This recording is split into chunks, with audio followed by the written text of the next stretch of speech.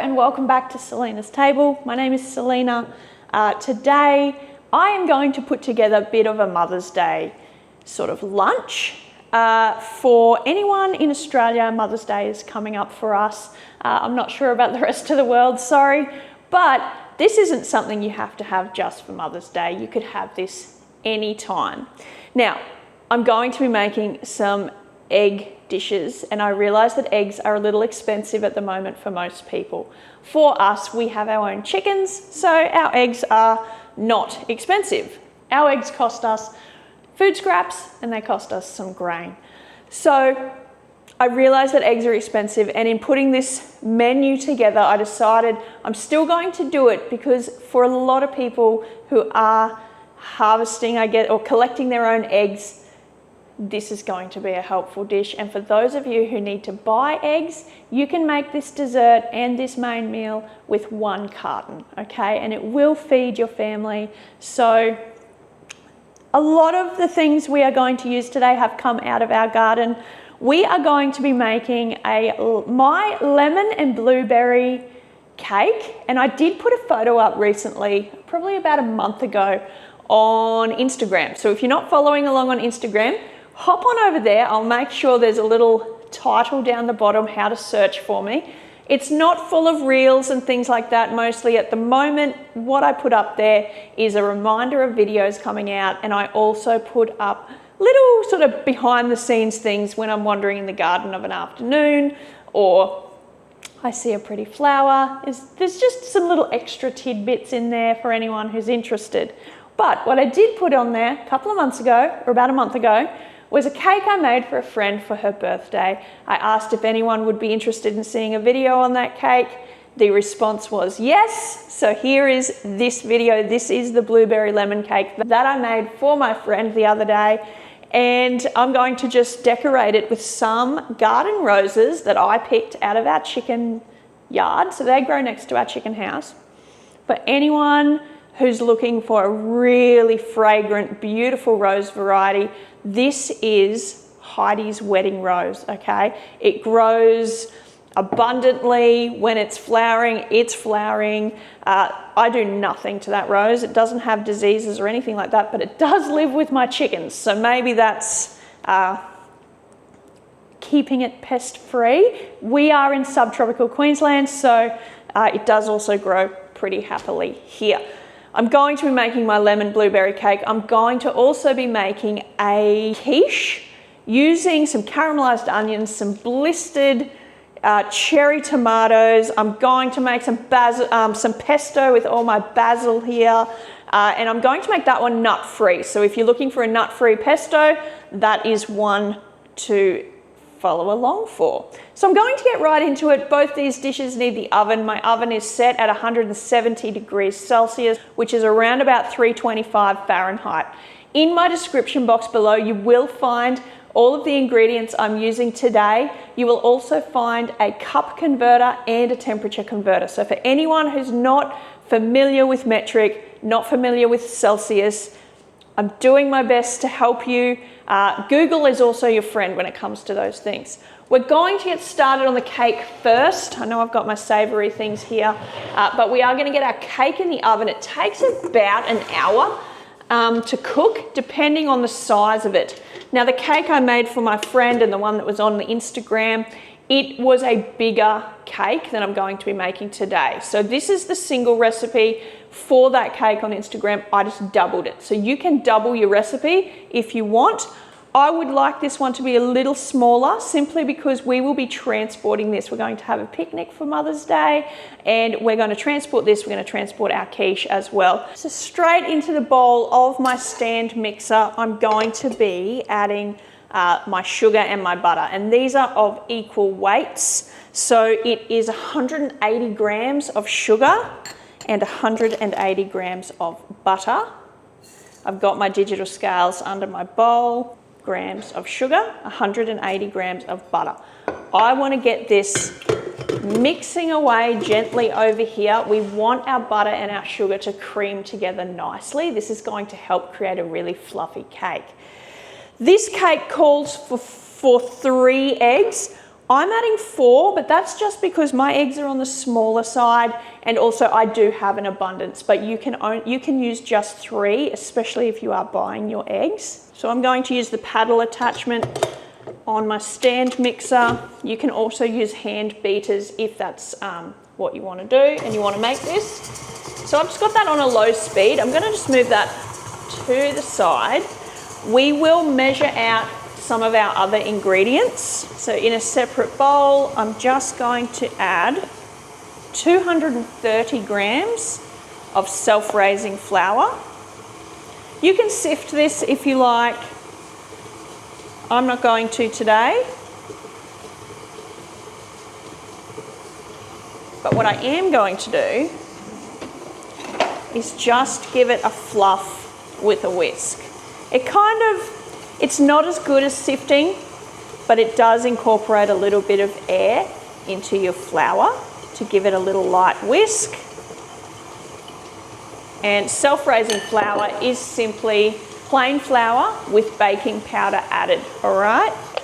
To my flour, I want to add just a pinch of salt, and I'm going to just whisk that in. Okay, set that aside. Now we want to put together our wet ingredients, and for that we're using yogurt, and this is yogurt that we made, and it's nice and thick and beautiful. So I want to put 140 grams of yogurt, making sure my scales read 0 before I add that to this little bowl.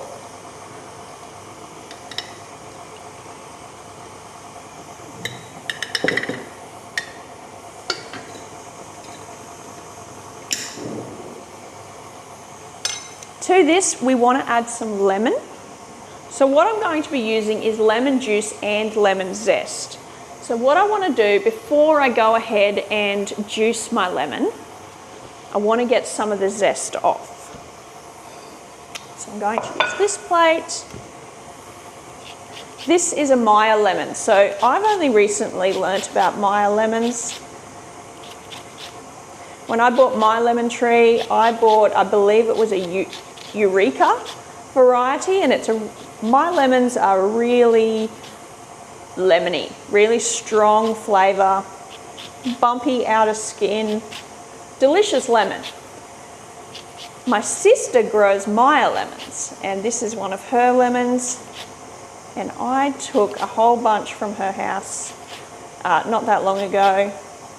They have a smooth skin, and they're a much sweeter lemon. So if you're using Meyer lemons for this cake, you may find you need to add a little bit of lemon oil to it to really bring out that lemon flavour. I'm leaving some of my skin here because I want to use that to decorate, all right? So I've got about 1.5 teaspoons of lemon zest here. I'm just going to set that aside. To my yogurt, I want to add a nice heaped capful or heaped teaspoon of vanilla essence, and I want to add the juice of half of a lemon. So when I cut that lemon, it was no good, and that's what happens sometimes when you have organically grown produce. Sometimes bugs get in there, so that's okay. Here's one I had pre-peeled the skin off because I've got that going in my dehydrator at the moment to make some lemon peel for some spice blends. So if you don't have fresh lemon either, you can use some of that powdered lemon peel, and you can also just use some bottled lemon juice as well. If your lemons are not particularly juicy, you may need to use the juice of a full lemon as well. This one is nice and juicy, so I don't need to. Make sure you take any seeds out that fall in.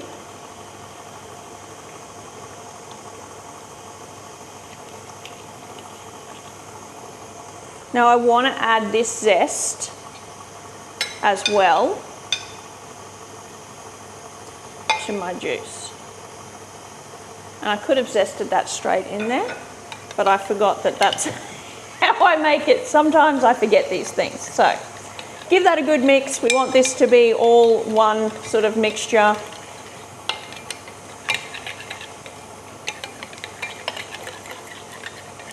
Okay, so we've got our flour, we've got our wet ingredients. We just need to get our eggs ready. So have a look in here. It's starting to cream together nicely. We can turn that up a little.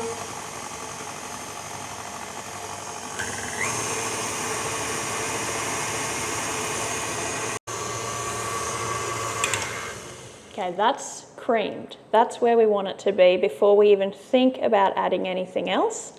I'm going to scrape the sides of the bowl, give it another quick beat, and then we can start adding the bits and pieces. All right, I'm happy that my butter and sugar is lovely and creamy. I'm going to add my eggs one at a time.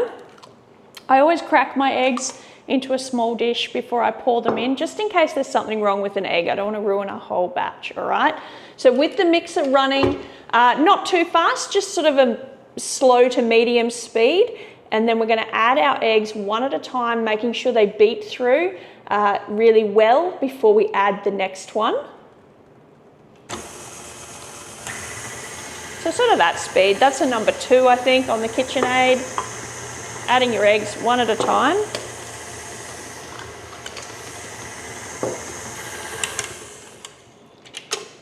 If you need to scrape down the sides, do so. KitchenAid does seem to like to throw its butter mixture onto the sides and leave it there, I have found.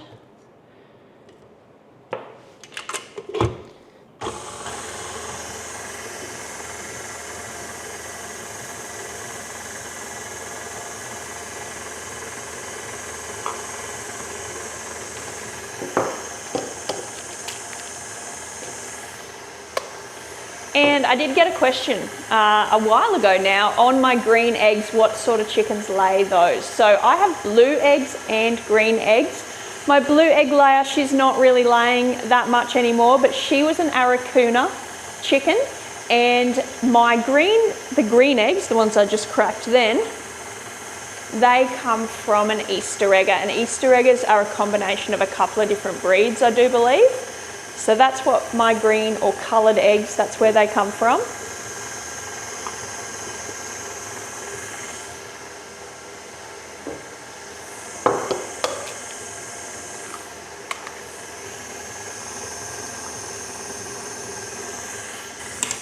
Okay, I'm pretty happy with that. My mixture looks good.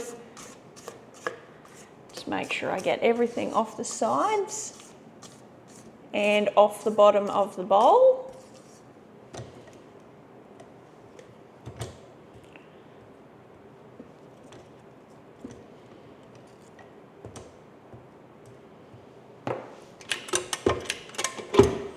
One more quick mix and then we're going to start adding our other ingredients. Okay, just like that. So it was literally just to mix in those bits and pieces that I scraped. So to this, I want you to go ahead and I'm going to add my wet ingredients.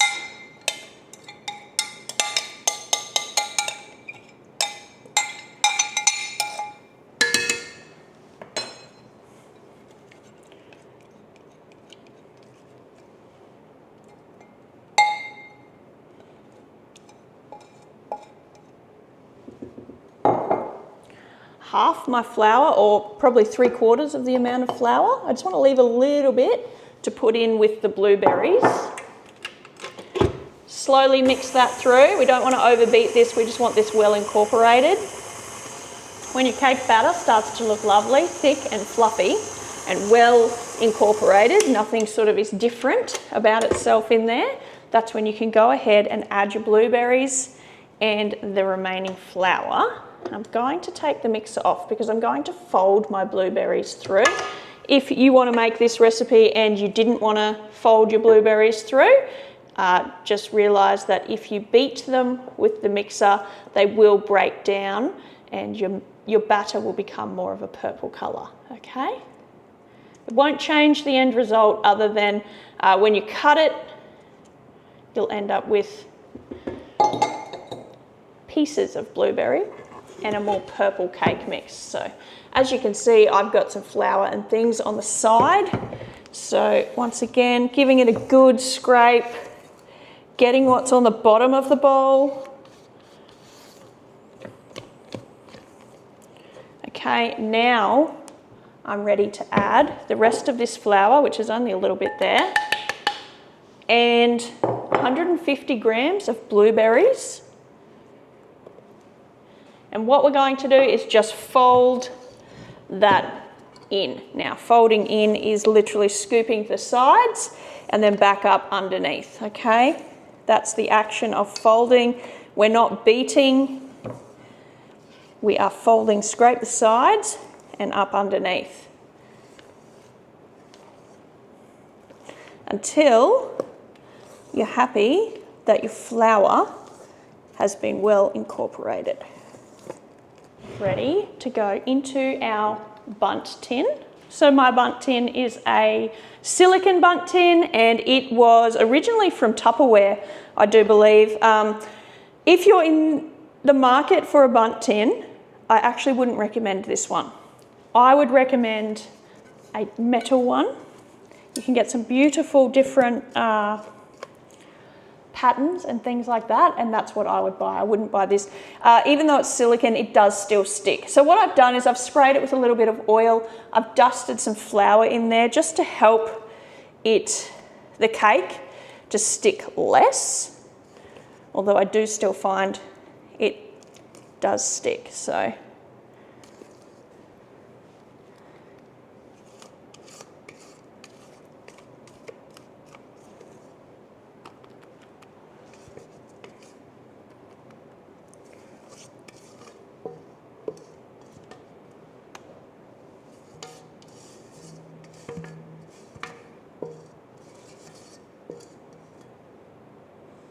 all right, my cake is ready to go in the oven. I'm going to set that on a cookie tray just because this is a silicone one and it has some problems. It has some problems keeping itself stable. So on a tray into the oven, 170 degrees Celsius. Aim for 40 minutes, but it could take up to an hour. It could take even a little bit more. Nice and slow is good because we do want this cooked all the way through, and we don't want it to burn.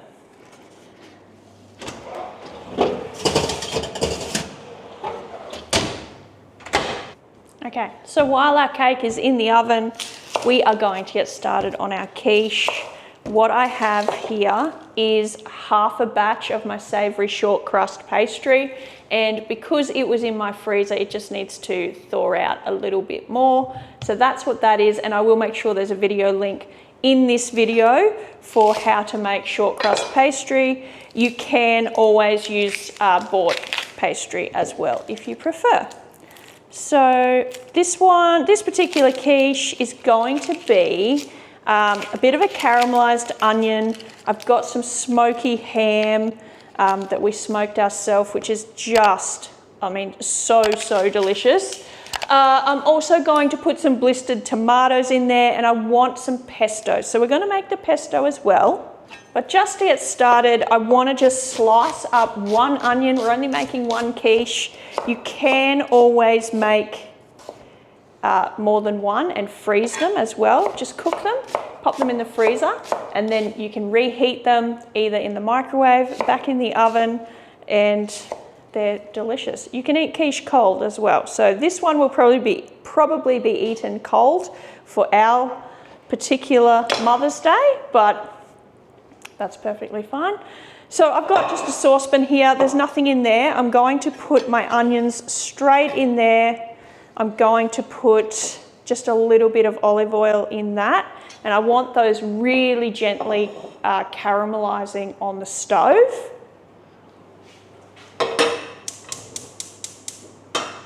So sort of a medium heat on those ones. All right, I've got a pie plate here. I'm just going to give that a light spray with oil.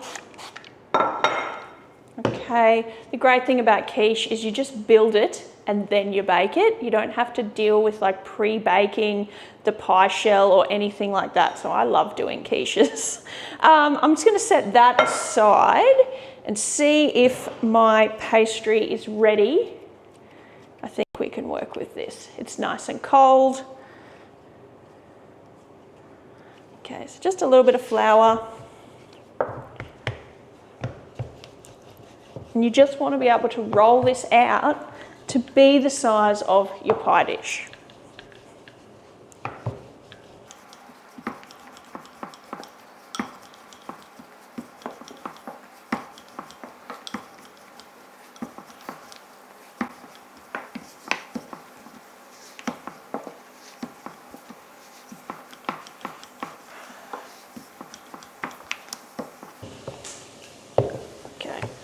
Happy with that. All right, let's go this way. Okay, pop your pastry into your pie dish.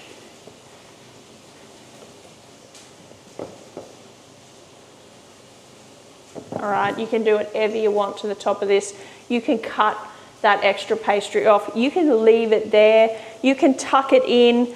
You do whatever works for you. I'm just going to tuck mine in, giving it a little twist as I go.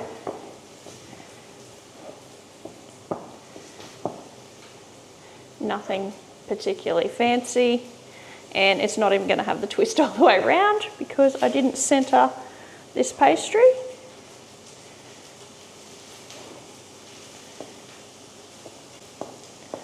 There we go. All right, just like that. All right, just check your onions. Mine are browning beautifully there. I'm going to leave them at that. I don't want them any further caramelized than that, because they are going to cook again in the oven. I'm going to let that cool down just a bit while we finish getting the rest of the quiche ingredients together. So I need to get the pesto made. We're going to have pesto in our quiche, but I also want to put some on top when the quiche is finished cooking. So what I need to do is I need to wash my basil leaves. I've just picked these this morning and I'm just removing them from the stem and any flowers that I've accidentally picked. And you want to use, I mean, this is probably 2 bunches of bought basil.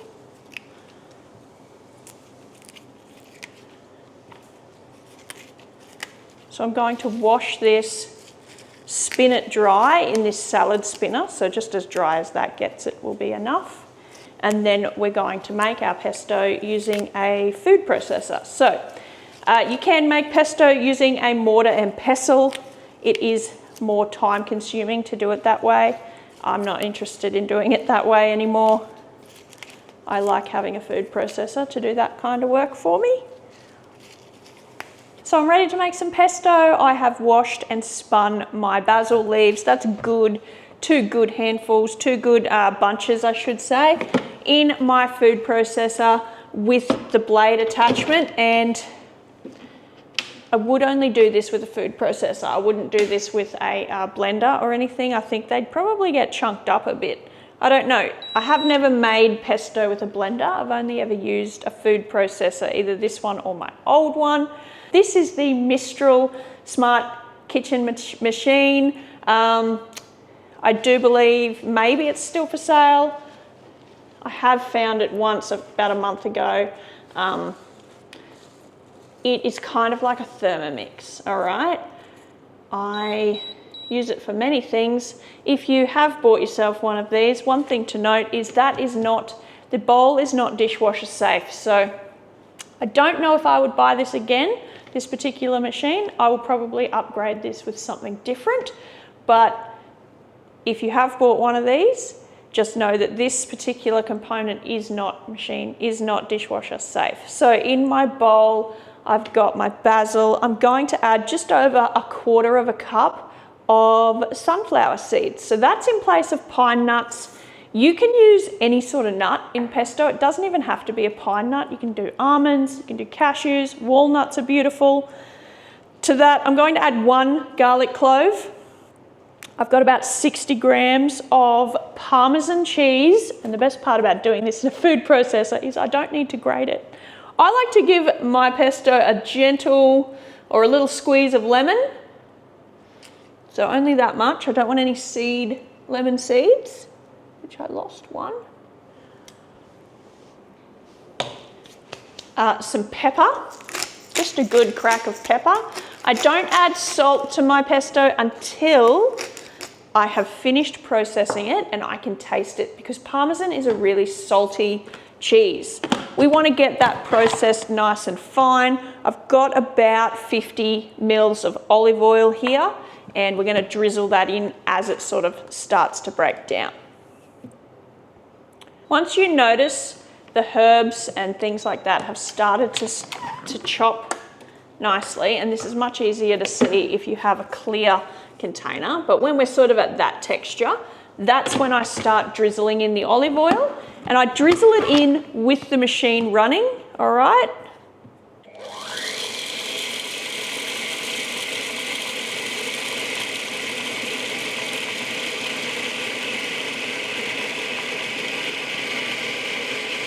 Right, so that amount of olive oil, I do always, it's sort of a guide, okay? So if you need to add a bit more olive oil, go ahead and do that. I'm going to just scrape down the sides of the bowl because we aren't fine enough for what I'm looking for.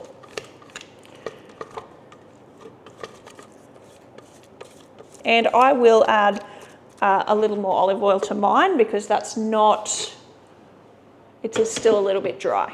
So I'll probably add another, I'd be prepared to add another 30 to 40 mils. Again, I'm going to scrape that down.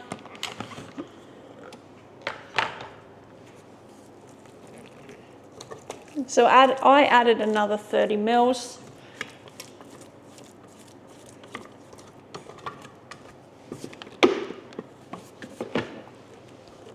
That is the texture we are at.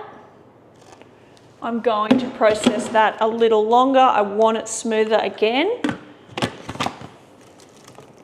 Okay, that is more the texture I'm looking for. That. So we're not going to need to use all of this today. And how I store my excess pesto is you've got a couple of options. You can put it into like little ice cube trays and you can freeze it and keep it in your freezer. If you're going to use it sort of relatively quickly, within sort of a month, I store it in a clean recycled jar, and I always just make sure the top has a film of olive oil on it, and that will stop it from going brown, okay? It'll keep its green color. When herbs go brown, it's simply because they're bruised and they've been exposed to oxygen. They're not bad, they're just discolored. So now I'm going to taste my pesto. If I need to add salt, I'll do it now.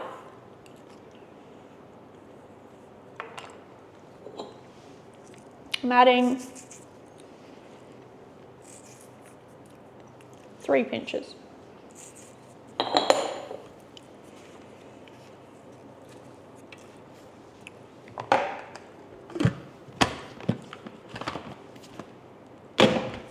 But that is an easy way to make nut-free pesto. And I will give that another taste just to make sure. Perfect. All right, so my cake timer went off. I tested my cake with a skewer. It's still coming out battery, so it's definitely not ready. That was 40 minutes, so I'm going to put it in for another 20. My pesto is ready. I'm going to get it into this jar because we won't be using all of it today. And then I'll just store what's left of this pesto in the fridge. When you use it, if you just keep topping up, making sure the surface has a layer of oil on it, it will be perfectly fine.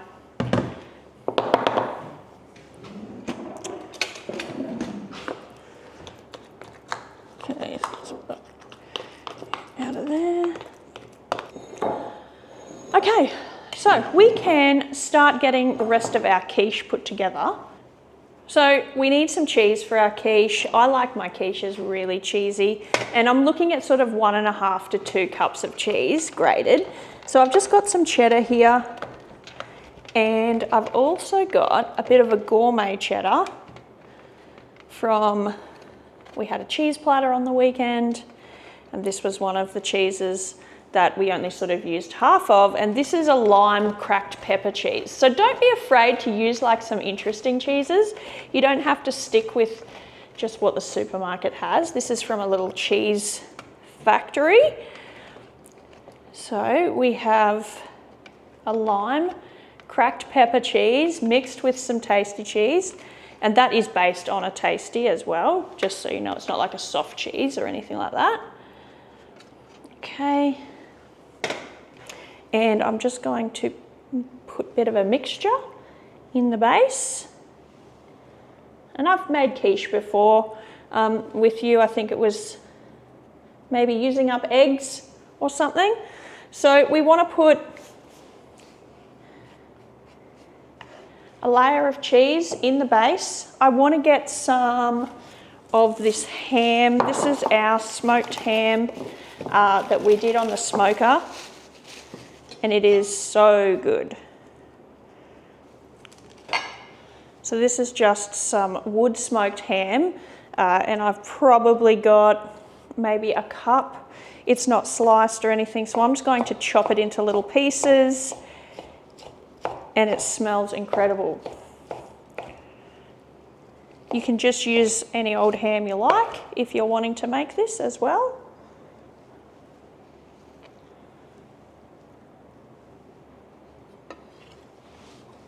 And I'm not worried about cross-contamination of my ham with my cheese because I'm putting this all together right now. And the ham isn't raw, but if you were someone who was going to be concerned with that, please don't. It's all good.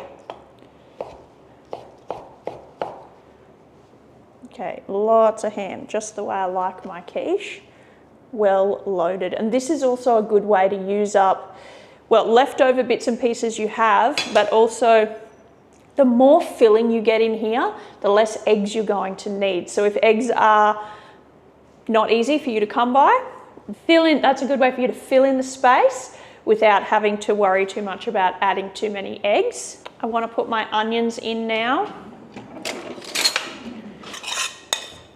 They have cooled down nicely.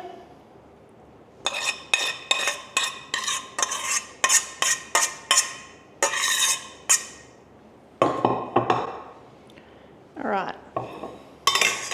Now, I just want to put some little dollops, well, they're not that little, just around the quiche, sort of thinking everyone gets a little bit of pesto.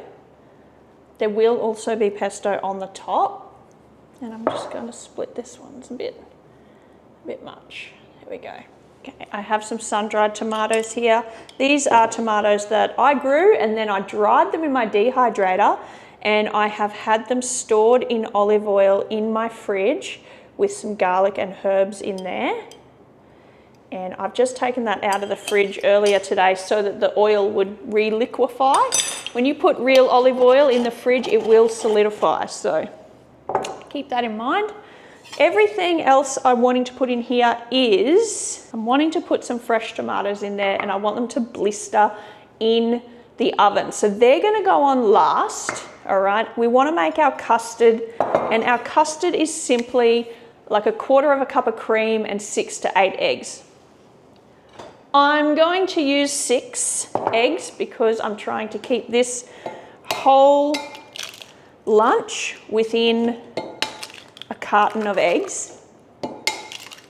And I have got a lot of fillings in my quiche.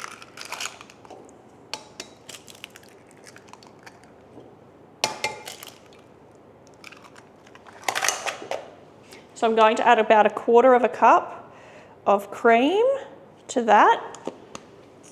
I want to put some salt and pepper in here. Usually when I make quiche, I also add quite a lot of herbs. I'm not going to add the herbs today, but what I am going to do is add some leftover dip. Now, I have found that when we have like a cheese platter or a barbecue or something and we have dip and we don't always put all of it out and it doesn't always get served. So another way to use up leftover dip, just like we used our leftover cheese here,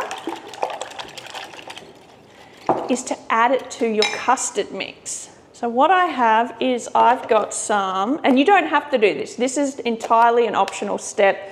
It's not required to make quiche, but it will really elevate your quiche and give it a really lovely flavour. I've got about 2 tablespoons here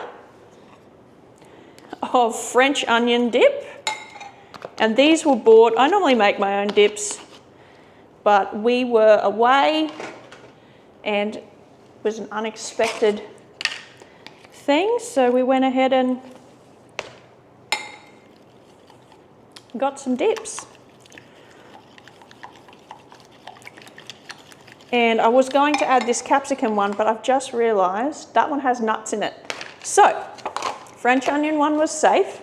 Because I am making this a nut-free quiche, I won't add the capsicum dip, but you could add that as well. It would go really well with these flavours. So give that a good whisk.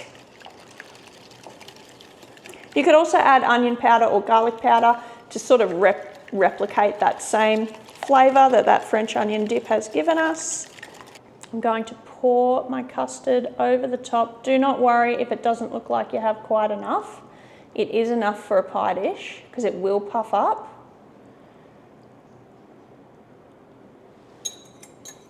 Okay, to the top I want to add my cheese, making sure I get a good mixture of both. And then on the very top, I want to put my tomatoes because I do want those to blister in the oven. And I'm going to just cut them in half.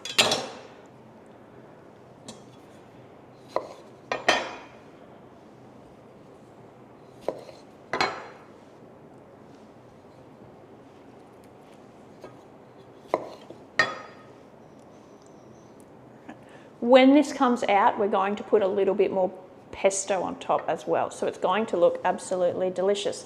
That's ready to go in the oven. It's going to take anywhere from 20 minutes to an hour, depending on how long it does take. You just test it, that it's not jiggly anymore. I always aim for sort of 35 minutes when it comes to quiche. It always seems to take that long. All right, so our cake's out of the oven. I've put our quiche in the oven. The cake did take an hour today. And what I want to do is get it out of this tin, hopefully without breaking it.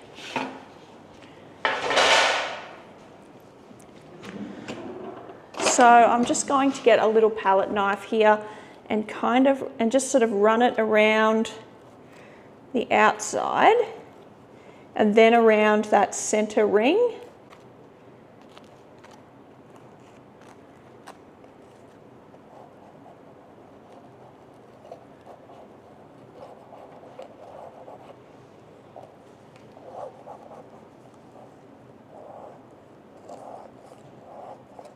And that's about as good as I can do in the hopes that we don't end up with half of it stuck in there.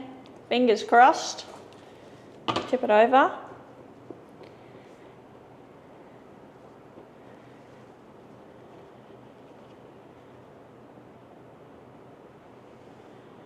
Perfect. We didn't stick. All right, we need this to cool right down, but look at it, it's beautiful. All right, I want that to cool right down because I'm gonna make a cream cheese frosting for this with lemon in it and lemon zest on top. You could also ice this with like a drizzle icing, and a drizzle icing is just a little bit of butter, hot water, and some icing sugar. So it's entirely up to you. I like it with a little bit of cream cheese frosting just on the top, but it needs to be cold because whatever you put on it, if you do it now, it's just going to melt. Even a drizzle icing will melt and you won't see it. All right, so let that get nice and cold. You can get that into the freezer or the fridge if you need to as well. I'm going to wait until this is cold and then I'll make the cream cheese frosting with you. And hopefully our quiche is out of the oven as well. All right, my cake is in the freezer, just getting really cold.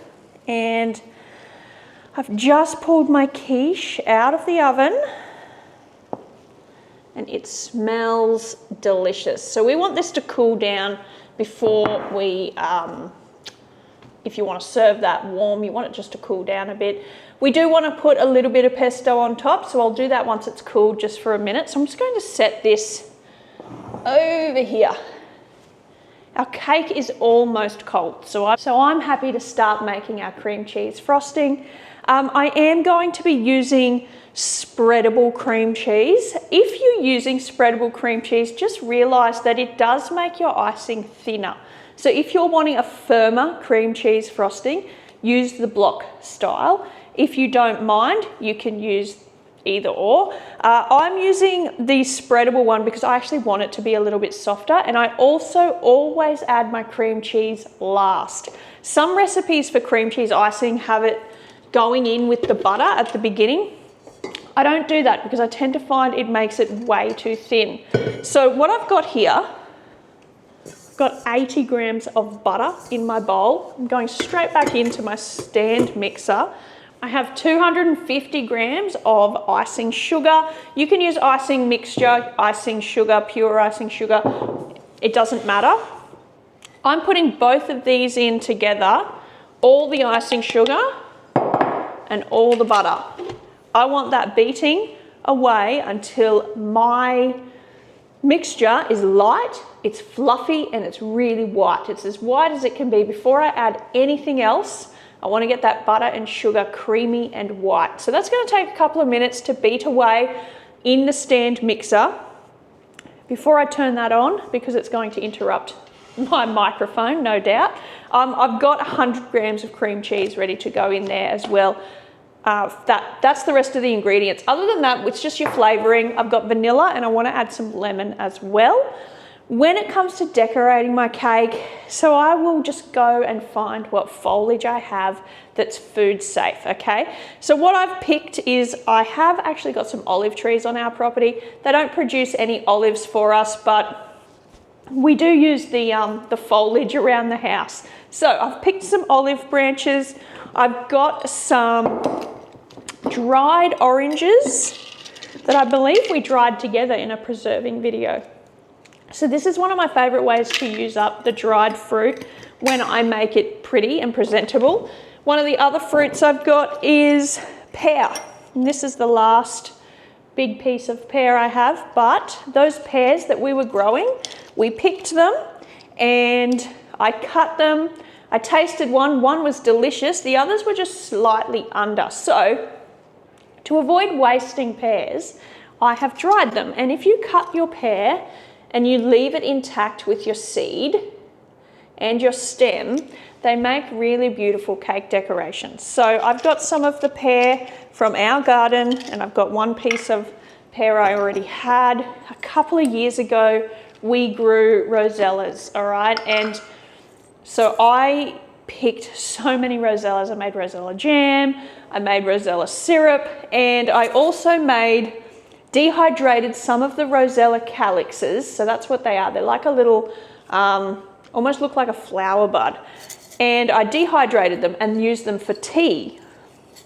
And they actually make a really beautiful cake decoration as well. So I've got jars of these dried rosellas. I've got some grapes, and we're just going to sort of build this cake as we go, using just some natural things that we've got here already. So not spending any more money than we already have on ingredients. So I'm going to get my butter sugar nice and creamy, and then we will come back and finish it off.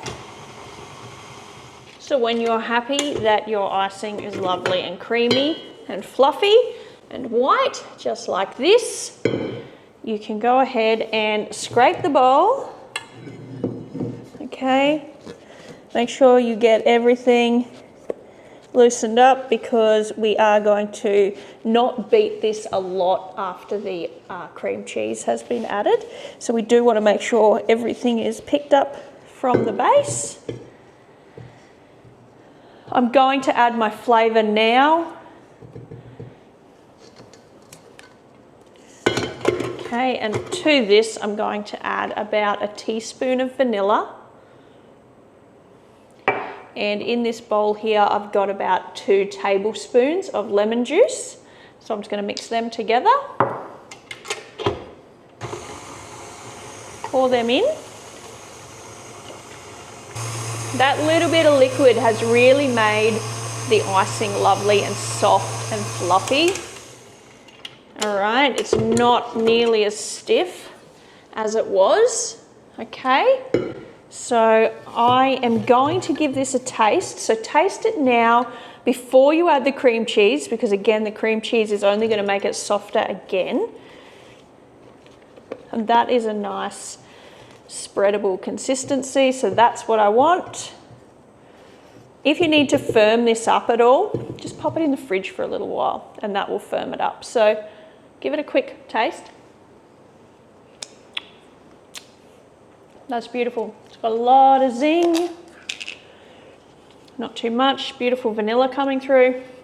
This cream cheese is just going to enhance all those flavours. So I have 100 grams of cream cheese in that little container.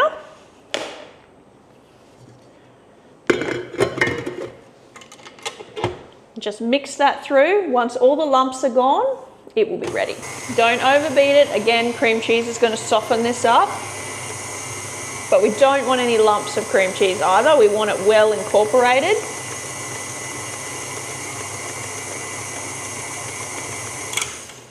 That looks perfect.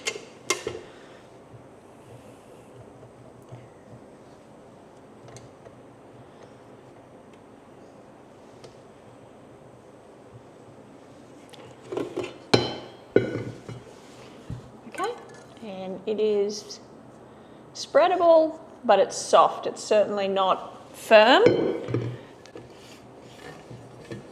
And you can spread this on your cake or pipe it. I'm going to pipe it today, and I've got a roll of disposable piping bags here. I will make sure there's a link in the description box for anyone chasing some of these.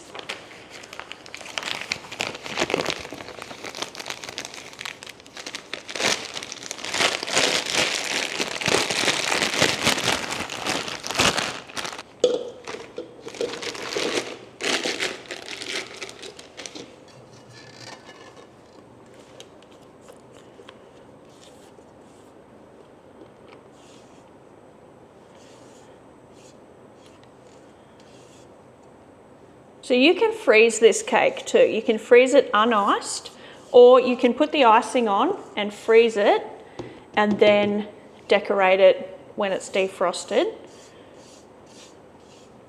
if you wanted to make this in advance.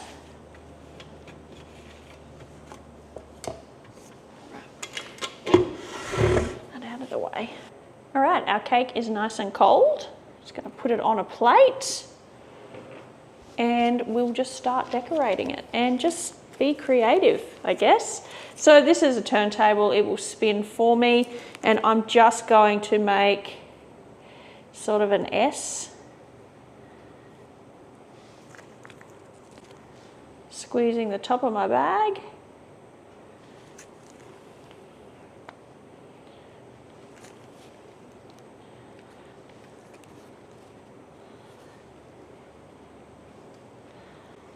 And that's it. That's it as far as icing goes. Okay. Now to decorate, I kind of just wing it, to be honest. So we're just going to put some olive leaf in there. I've got my snips here. You know what? I'm going to cut out that base like that.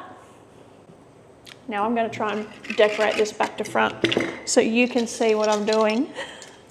So I'm going to put a pear in the icing and an orange.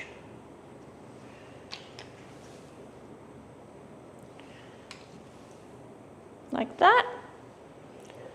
All right, we're going to put some of our hibiscus, or I think they're called hibiscus, but it's a rosella there.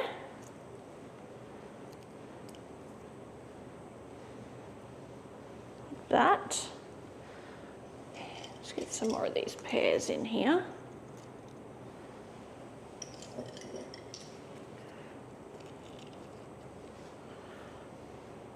that. Okay, I want to get these roses on here, and I'm going to put the first one down here with my olive leaf. There. And we might put a little bit of olive in the top here.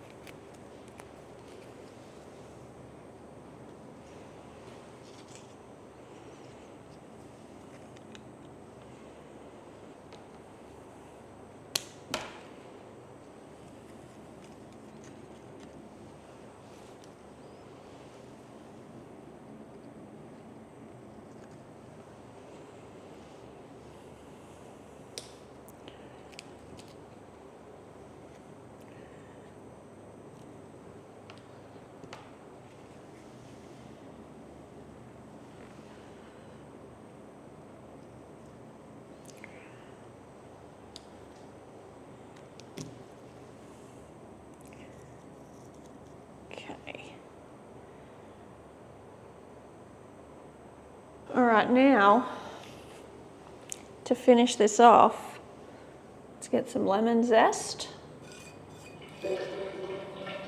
just on this part that we haven't decorated.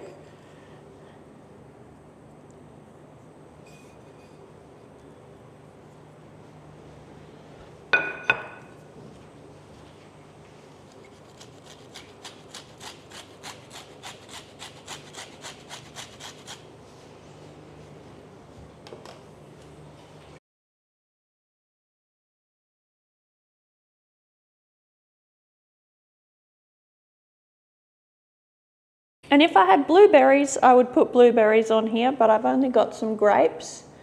So I'm just going to put a couple of grapes there. There you go. There we have our beautiful lemon and blueberry cake. Perfect for Mother's Day.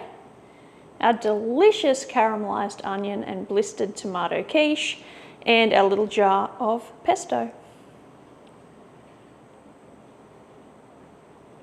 Thank you for spending time with me today. I hope you enjoyed this video. Don't forget to like the video, subscribe if you haven't already, hit that little bell so you know when I put out a new video. Don't forget to share this one around. Let me know if you make any of these. So I nearly forgot to put my pesto on, and I'll show you how that looks. I don't mind that we've got a little bit of oil. We're just going to dribble a little bit of pesto on top of our quiche, just like this.